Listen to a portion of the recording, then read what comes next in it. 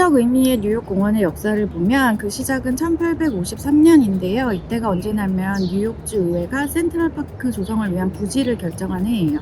당시에 뉴욕은 급격한 산업화랑 도시 슬럼화 때문에 정말 소수의 부자들을 제외하고는 자연을 전혀 누리지 못하는 상황이었다고 하는데요. 그래서 뉴욕의 당시 지도자들은 이런 도시 빈민들이 자연을 느끼면서 인간의 마지막 존엄성을 지킬 수 있는 공간을 공원이라고 봤대요. 그래서 당시 센트럴파크 설계를 맡았던 세계적인 조경가 프레데릭 올스테드는 공원을 단순한 녹지 확보를 위한 곳이 아니고 민주주의의 물리적인 구현이다. 그리고 계급 갈등을 치유하는 해독제다. 이렇게 표현을 했다고 해요. 맨하튼 지도를 보면 센트럴파크는 맨하튼 길의 3분의 1 정도를 차지하는 굉장히 크고 긴 공원인데요. 자전거를 타고 이렇게 둘레 주변부로 한 바퀴 돌면 한 1시간 정도 걸리는 크기예요. 가로가 0.8km, 세로가 4km라고 하니까 길가기 땅이 맨하튼에서 압도적인 규모인 거죠.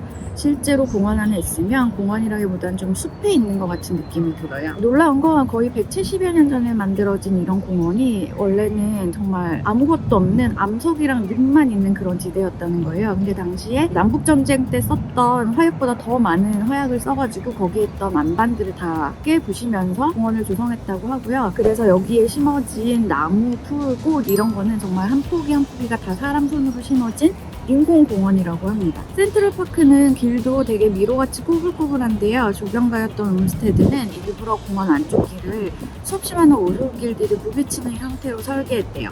사람들이 천천히 걷고 그러면서 다양한 계층과 다양한 인종, 다양한 배경을 가진 사람들이 우연한 만남을 갖도록 유도한 거죠. 그렇게 옛날에 이런 혁신적인 생각을 했다는 게 정말 대단하게 느껴져요. 센트럴파크에서 시작된 뉴욕 공원의 철학은 그 뒤에 생긴 다른 공원들에서도 똑같이 이어졌는데요. 이런 대형 공원 주변부에 사는 사람들뿐만 아니고 도시 어디에서 살든 모든 시민들이 집 근처에서 공원을 누릴 수 있도록 아주 치열한 공원 조성 노력을 기울여 왔어요. 대표적인 게 1960년대 전 세계에서 뉴욕시가 가장 먼저 시작해서 오늘날 성공적으로 안착시킨 포켓파크라는 컨셉이에요. 주머니 속에 들어갈 만큼 작은 공원이란 뜻인데 뉴욕 땅값이 급등하고 공원 부지를 확보하기가 너무 어려워지니까 이런 생각을 제안했다고 해요. 포켓파크라는 컨셉은 뉴욕 곳곳에 방치되어 있던 사투리 땅이나 공터의 쓰레기장 같은 거를 공원으로 만드는 아이디어였고요. 이런 버려진 땅들, 작은 땅들을 알뜰하게 개발해서 도시 어디에나 50평에서 한 200평 정도 되는 규모의 작은 공원들을 만들어 나가기 시작한 거예요. 사실 맨하튼에서 포켓파크처럼 집 근처에 이런 작은 공공공간이 되게 중요한 게 이 맨하튼은 너무 땅값이 비싸다 보니까 젊은이들도 그렇고 되게 많은 사람들이 아예 방도 하나 없는 원룸, 진짜 작은 원룸 이런 곳에 사는 사람들이 되게 많거든요.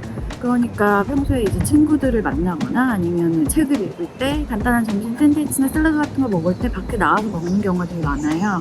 그러니까 오히려 역설적으로 굉장히 비싼 땅이기 때문에 더 공공공간이 중요했던 거예요. 포켓파크에 가면 양 옆에 벽과 이 뒤쪽 벽이 막혀있는 경우가 많아요. 높은 건물들이 둘러싸고 있기 때문에. 그래서 역설적으로 오히려 아늑한 느낌을 주기도 하고요. 지금 보시는 곳은 제가 개인적으로 좋아하는 공원 중 하나인 엘리자베스 가든이란 곳인데요. 되게 복잡한 맨하튼 한가운데에 소호 근처 놀이터라는 지역에 있어요.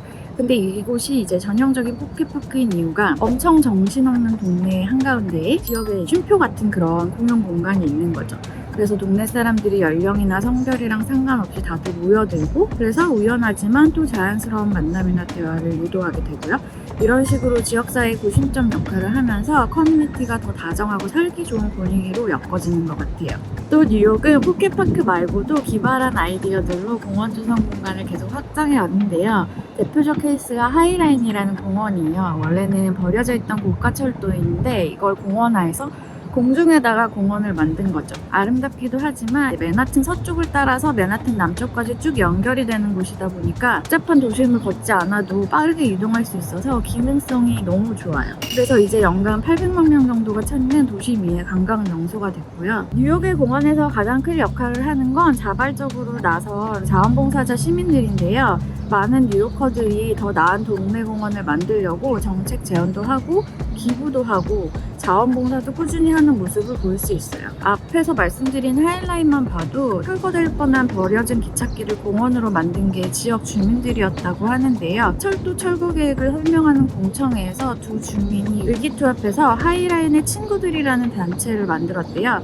그래서 이 단체를 통해서 수년 동안 당국을 설득도 하고 아이디어도 제시하고 해서 10년 만에 철길 사이로 꽃과 풀이 자라나는 공원으로 탄생시켰다고 합니다. 지금도 하이라인에 가면 잡초를 뽑는 것 하나까지도 직원들과 자원봉사자들이 함께 조를 이뤄서 하는 모습을 항상 볼 수 있어요. 또 앞서 말씀드린 엘리자베스 공원 같은 경우에도 최근 몇 년 동안 뉴욕시의 주택 부족 문제가 너무 심각하다 보니까 뉴욕시가 이 자리를 노인들을 위한 저소득층 주거용 건설 부지를 쓰겠다고 해서 난리가 났거든요. 그래서 몇 년 동안 지역 젊은이들이 공원 앞에 데스크도 설치하고 서명도 받고 티셔츠도 팔면서 홍보를 하고 해서 공원 지키기 노력을 벌여오고 있어요.